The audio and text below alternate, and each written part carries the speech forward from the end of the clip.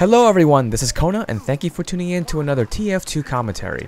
There are a ton of weapons in TF2, but some in particular can be kind of annoying to fight against, especially when you start combining some of them together.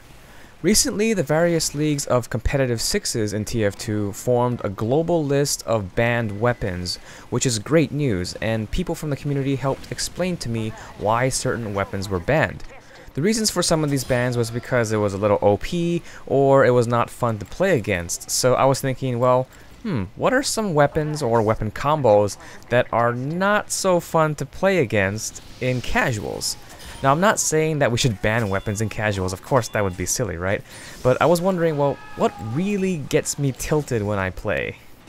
So the first of these annoying weapons, at least for me, is part of the No Fungineer loadout for the Engineer, and it's the Short Circuit. Now, I would throw in the Mini Sentry and Thompson in there to make it a full loadout, but I was thinking, well, you know, the Mini Sentry isn't that hard to fight against. It's not that bad. And the Thompson as well, as long as you stay at range and as long as you see them coming, it's not that hard to deal with. The Short Circuit has gone through many changes over its lifetime, sometimes a little OP, sometimes a little useless, but now I think it's settled into this nice middle ground where it's not that bad of a weapon. For you soldier and demo mains out there, you know how annoying this weapon can be. It kinda makes you feel useless at times, but at least the Short Circuit does take some quote skill to use, since you can only destroy projectiles with alt fire or right click. I remember the days when it just didn't have that, when you can just use left click to destroy. It felt really spammy, it just felt like it took no skill to do. So now it feels more like a Pyro's Air Blast where it's something you have to do on command. Also, I guess spies would be a little annoyed by this weapon because now this is just another form of spy checking besides using a Pyro. Okay, next is actually a combo of weapons. It's the Sandman and the Flying Guillotine, or Guillotine, depending on how you want to pronounce it. So yeah, it's a stun in a first-person shooter, followed by a crit. Enough said. Okay, next is nah, I'm just kidding. I'll talk about it a little bit. Now, I understand why people are a little frustrated with the Sandman. Many people feel that stuns don't belong in first-person shooters, and I can see where they're coming from. Not being able to do anything while getting shot at feels really cheap. It's probably why a lot of people like McCree in Overwatch. Also, the stuns can sometimes feel a little random, like it was just luck that you just happened to be there and get hit.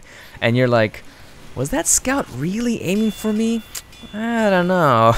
And then the cleaver comes and one-shots you from a range that seems way out of the scout's optimal range. It's kind of weird.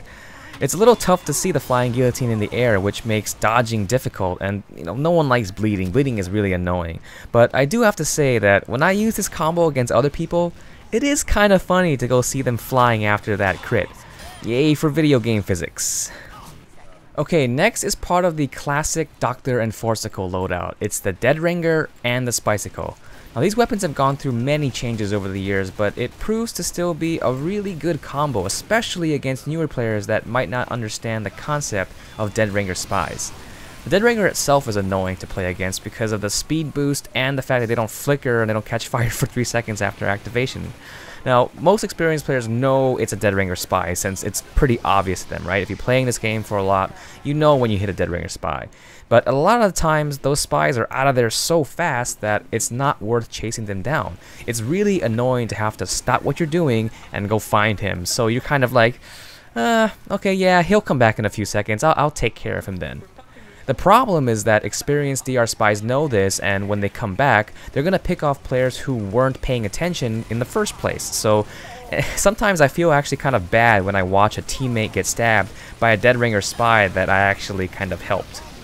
It gets even more annoying when you add the Spicicle in there. Spy checking as a Pyro is very difficult now, and since spies run faster than Pyros, it's gonna be tough to chase him down. A good thing they got rid of the silent death thing with the Spicicle, otherwise this weapon might be a little OP. Speaking of Pyro, my personal most annoying thing to fight against in TF2 is the Phlogistinator and Scorch Shot.